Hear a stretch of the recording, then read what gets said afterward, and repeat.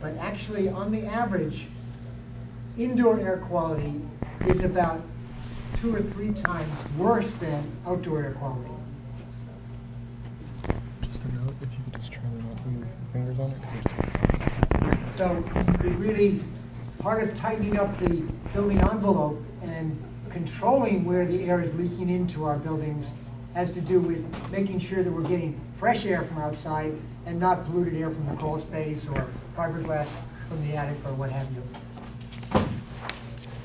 Okay, so just to give you a recap, kind of the broad table of contents of what building science is about. We deal with heat, air, and moisture. Those are the 3 elements. And we deal with the basic principles of hot to cold, high to low pressure, warm air rises, and usually a poorly insulated ceiling is cold, even though you wouldn't think so. It's warm up there because all the warm air has risen and likes to, after it's convected its way up, it likes to conduct its way out of your house when you really would like it to stay in. And moisture, wet goes to dry. The end of, if you want to be in it at a full depth and really know what's going on, at the end of 6 to 9 days, you understand how they all interact with each other and how much can be done to correct the problems that we have. And the next slide is the one I like, and then I'm going to turn it back to Peter, is every time that we go here, we correct all 3 of those issues because they all 4 things work together. But usually we have been brought in for comfort, where people can afford and they're not happy. They have a house that they paid $500,000 for that they could buy in Florida for $65,000 today, and they're not comfortable. Or they live in $1 million house. We've done a lot of those, and they're not comfortable. Their feet burn when they're brushing their teeth because of the vent that's under their toes, and their office is freezing, and they have electric spot heaters because there's no airflow. So that's it. I'm going to just move to that one and turn it over to Peter. Thank you. I hope we see you guys. And one more last thing. Like I said, ACI, and I guess Peter already may have mentioned it, CBPCA.org is our parent organization. Yeah, thanks. Oh, you? Yeah, I think I'll make that. So, to touch on some of the things that are building performance. Are there any questions? Yeah. Yes. Let's take a break. How do you guys get your work? Do you advertise yourselves, or are you referred to through these associations that you belong to? Some of both. Do you want to speak to that? We starve. Yeah. No, we were on the front edge, or the bleeding edge of this. Okay, it's just now breaking loose, and really, it's going to be more demand, I believe, more demand than we can supply within the next 6 to 12 to 18 months. I make a big part of my living consulting on new green houses, and now I'm pulling away from that. And every week I get a call to work on a house, and it's been a word of mouth thing because there's so few of us, and there was no public prosecution of doing this, and now all you hear is energy efficiency all the time. So that's a question to be re-asked in about 18 months.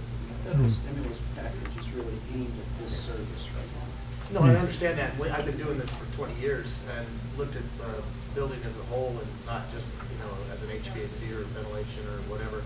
But my point is people that are interested in doing these things need to have a source to go to that lets them know that people like you and myself are available to do these types of things and not just one aspect of it,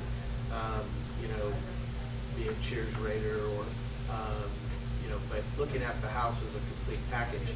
And I'm just wondering if there are these things, the accreditation you're talking about going through for this 9-day program, what does that do for a contractor other than educate him and maybe give him a little bit more education as far as, there's costs involved with doing it, there's time away from work, And what benefit do you get by having this card that says you're certified? Is there a national website that people go to and see your name? It's going to be required, actually, in certain cities in California already, in Orange County right now. If you want to do this, you have to be BPI certified, and that's not just to make it difficult, but if you've stuck into that 9-day process, you're several levels ahead of anybody else that claims they know what they're doing. That's my personal experience in just about a month. Okay. And also, we're working with the CBPCA, the Building Performance Contractors Association here in California, because they have been at the leading edge of saying this is something our industry needs to know about. And I commend you for having been involved for as long as you have. And I'm pleased to say that you will reap the rewards. There is going to be overwhelming amount of work for people in this area. And what's really important, as with anything that expands really rapidly, quality control is very difficult.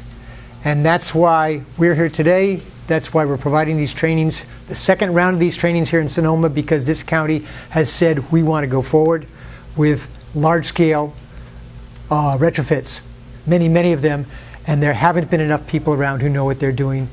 So I urge you, that those of you who are getting involved, if you haven't already done so, take the time and do the training. There are ways in which you can get your tuition even refunded. I can tell you about that. But even if you're paying it out of pocket, it's going to come back to you. Sign up with CBPCA. It's an organization that has been dedicated to highest standards in building performance for a long time. And if you're a contractor, become a CBPCA contractor who promises to give the data to the central organization and allow your work to be audited by others. And that's what maintains the standards.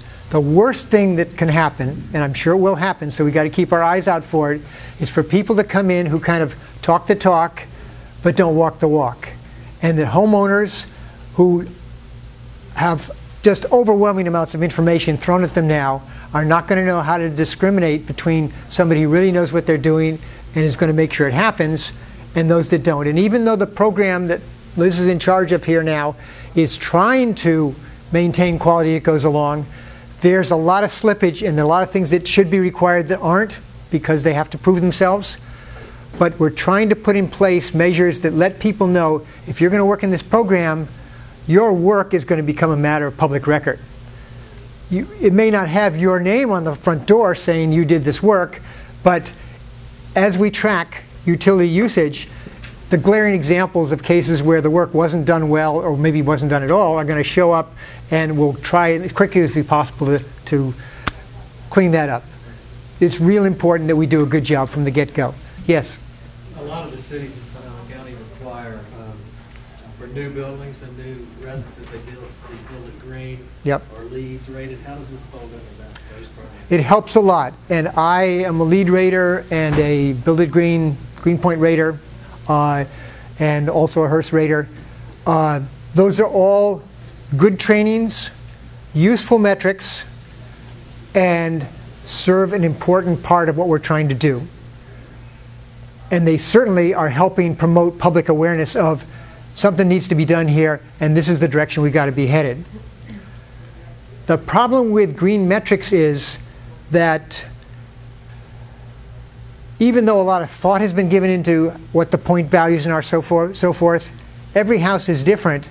And when all is said and done at the end of the day, you may have a high point score, but in fact your building may not be performing for a whole variety of reasons. And somewhere in here, did I delete that slide? Somewhere here are 3 slides. Come back Saturday, and I love to show these to you because it shows the size of a building and how much energy it was supposed to be using. And this was a study of homes in general, and then it was a study of LEED homes in particular. And naturally, they wanted to have low energy use even for big buildings.